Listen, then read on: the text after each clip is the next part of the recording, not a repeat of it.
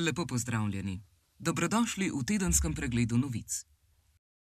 Prinašamo vam najnovejše informacije o dogajanju v Sloveniji in po svetu, od aktualnih političnih do pomembnih dogodkov, ki oblikujejo naš vsakdan. Poglejmo.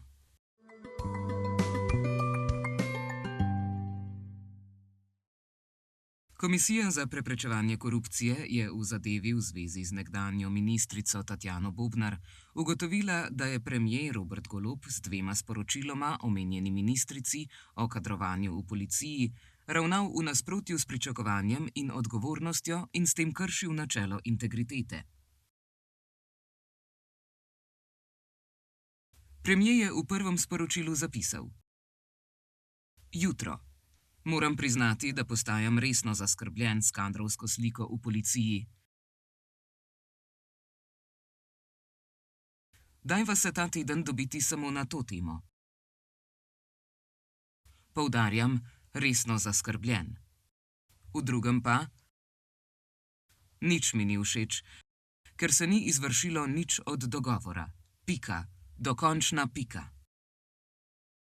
Po ugotovitvah KPK je razvidno, da Golob kot predsednik vlade ni imel pristojnosti za poizvedovanje o kadrovski sliki v policiji pri notranji ministrici in podajanje kakršnihkoli usmeritev glede kadrovanja v policiji. Golob je sicer že napovedal, da bo odločitev KPK sodno izpodbijal.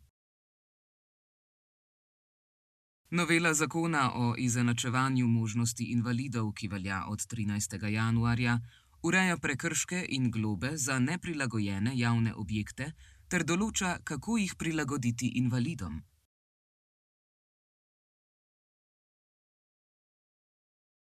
Obstoječi objekti morajo invalidom zagotoviti parkirna mesta, dostop, sanitarije, varne poti za slepe in slabovidne ter komunikacijsko opremo za gluhe in naglušne.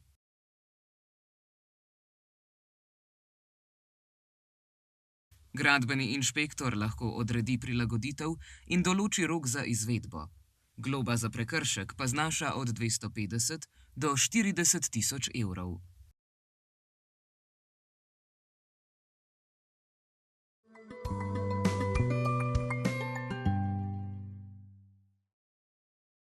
V Iranu že več tednov potekajo množični protivladni protesti, ki so se začeli zaradi močne gospodarske krize, visoke inflacije in padca riala, a so hitro prerasli v širše nezadovoljstvo z avtoritarnim režimom ter v zahteve po političnih spremembah.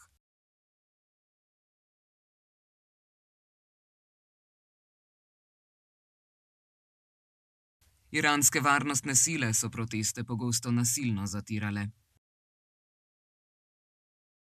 Nevladne organizacije poročajo o več kot 3000 smrtnih žrtvah med protestniki, medtem ko iranske oblasti navajajo precej nižje številke in protestnike obtožujejo, da so nasilni.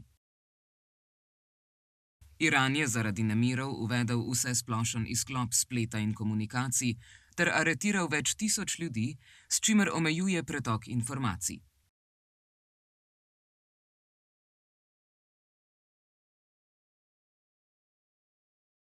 Ameriški predsednik Donald Trump je protestnike večkrat javno pozval, naj z demonstracijami nadaljujejo in zagrozil, da bo Washington ukrepal, če bodo organi oblasti protestnike nasilno ubijale.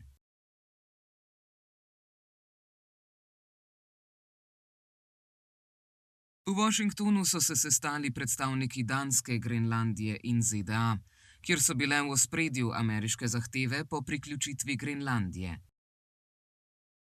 Danski zunanji minister je po srečanju dejal, da se stališča ZDA in Danske razlikujejo, a da si želijo nadaljnjega dialoga in krepitve varnosti v okviru NATO.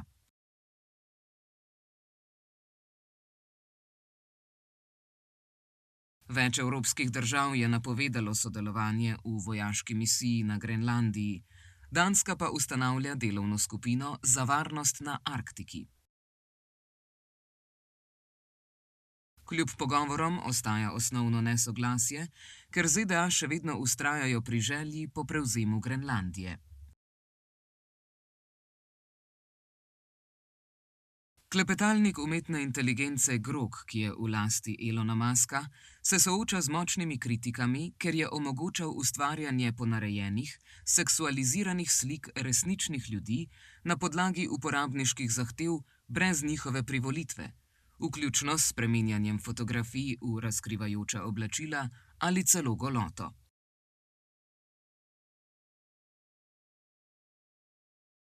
Prejšnji teden so pri analizi več kot 20.000 slik, ustvarjenih z Grokom, pokazali, da jih več kot polovica prikazuje posameznike v minimalnih oblačilih.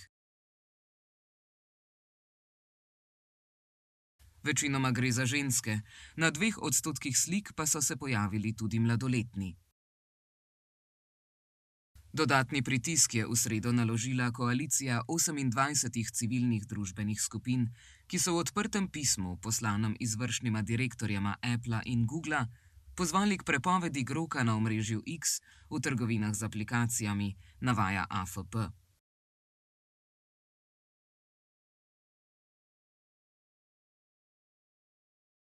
V soboto je Indonezija postala prva država, ki je popolnoma blokirala dostop do Groka. Naslednji dan ji je sledila sosednja Malezija, včeraj so namero o blokadi sporočili tudi Filipini.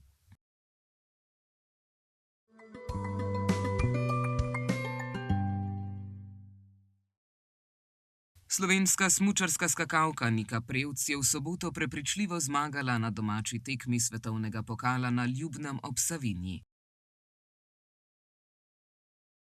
Pred 8500 gledalci je tekmice ugnala kar za 24,2 točki in se veselila jubilejne 30. zmage v svetovnem pokalu.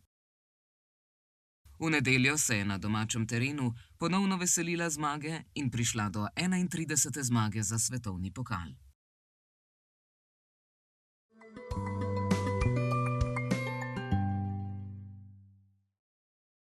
Včeraj je vlada Cerkev Svete Trojice v Hrastovljah, ki je znana po gotskih freskah v notranjosti, razglasila za kulturni spomenik državnega pomena.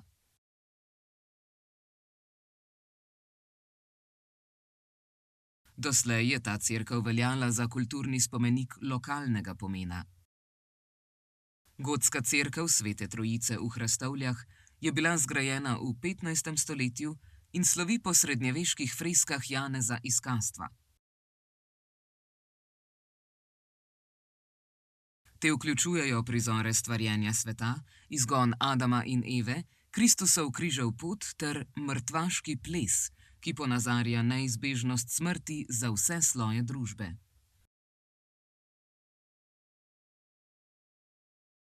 Cerkev obdaja taborsko obzidje iz 16. stoletja, ki je služilo obrambi pred turškimi vpadi.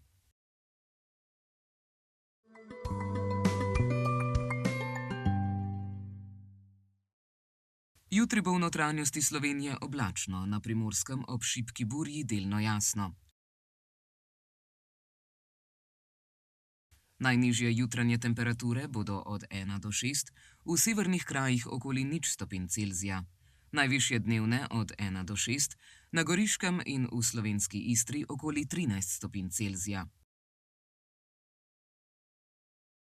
V nedeljo in ponedeljek bo na Primorskem sončno, pihala bo večinoma šibka burja. V notranjosti bo precej nizke oblačnosti, hladneje bo.